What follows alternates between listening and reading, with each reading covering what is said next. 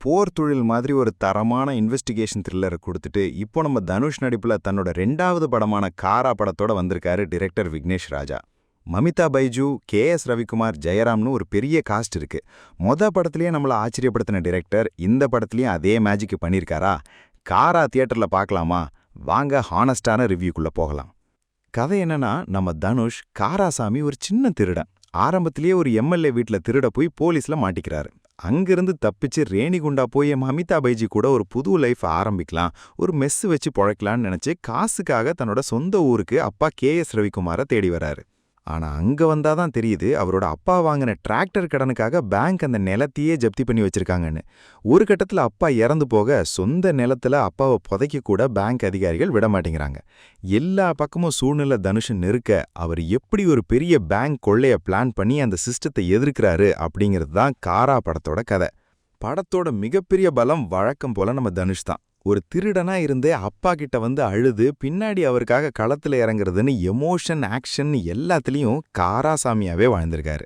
அடுத்த surprise KS. Ravikumar. அட, இது கேஎஸ்ஆர்பியான்னு கிடைக்கிற அளவுக்கு தனுஷோட அப்பாவை ரொம்பவே யதார்த்தமா நடிச்சிருக்காரு. தனுஷை பிடிக்க வெறித்தனமா சுத்துற போலீஸா சுராஜ், பேங்க் கொள்ளையில கூட இருக்கிற கருணாஸ் மற்றும் பிருத்வி, அப்புறம் ஹீரோயின் மமிதா பைஜுன்னு எல்லாரும் அவங்க ரோலை சூப்பரா பண்ணிருக்காங்க. இதுல ஆடுகளும் நரேன் வர சீன்லாம் தியேட்டர்ல விசில் பறக்குது. 1990களில் நடக்கிற கதையை கேமராவில் ரொம்பவே ரியலிஸ்டிக்காக காட்டியிருக்காங்க. படிக்காத ஏழை மக்களை லோன் கொடுக்குறவங்க எப்படி ஏமாத்துறாங்கன்னு காட்டினது, இடையில பேவர் மகன் படம் ஷூட்டிங்கை காட்டினதுன்னு டீட்டெயிலிங் நல்லா இருக்கு. செகண்ட் ஹாஃப்ல வர்ற அந்த பேங்க் கொள்ளை பிளான் எக்ஸிக்யூஷன்னு படம் செம்ம விறுவிறுப்பா போகுது. ஆனா மக்களே, படத்துல 2 பெரிய பிரச்சனை இருக்கு. ஃபர்ஸ்ட் பிரச்சனை படத்தோட ஒரு மணி நேரம். ஹீரோ திருடனா இருந்தாலும் அவர் பக்கம் நியாயம் இருக்குன்னு காட்டுறதுக்காக டைரக்டர் எடுத்த டைம் ரொம்ப அதிகம். அந்த எமோஷனல் டிராமா அம்புட்டு மெதுவா ஊர்ந்து போகுது. 2வது பிரச்சனை, இது ஒரு காமெடி மிராக்கிள் த்ரில்லரா கடைசியில மாறிடுச்சு. சூப்பர் ஹீரோ மாதிரி தனுஷ் ஆக்ஷன் பண்ணி மக்களை காப்பாத்துறாரு. விக்னேஷ் ராஜா கிட்ட இருந்து இதை நாம எதிர்பார்க்கலையே பாஸ்.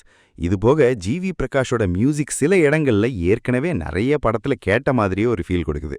ஓவரால் என்ன சொல்ல வரேன்னா, 45 நிமிஷம் அவங்க பொறுமையை கொஞ்சம் சோதிச்சாலும் செகண்ட் ஹாஃப்ல வர்ற அந்த விறுவிறுப்பான பேங்க் கொள்ளை சீன்ஸ்க்காகவும் தனுஷ் மற்றும் கே.எஸ். ரவிக்குமாரோட எமோஷனல் ஆக்டிங்காகவும் இந்த காரா படத்தை தாராளமா ஒரு முறை தியேட்டர்ல பார்க்கலாம்.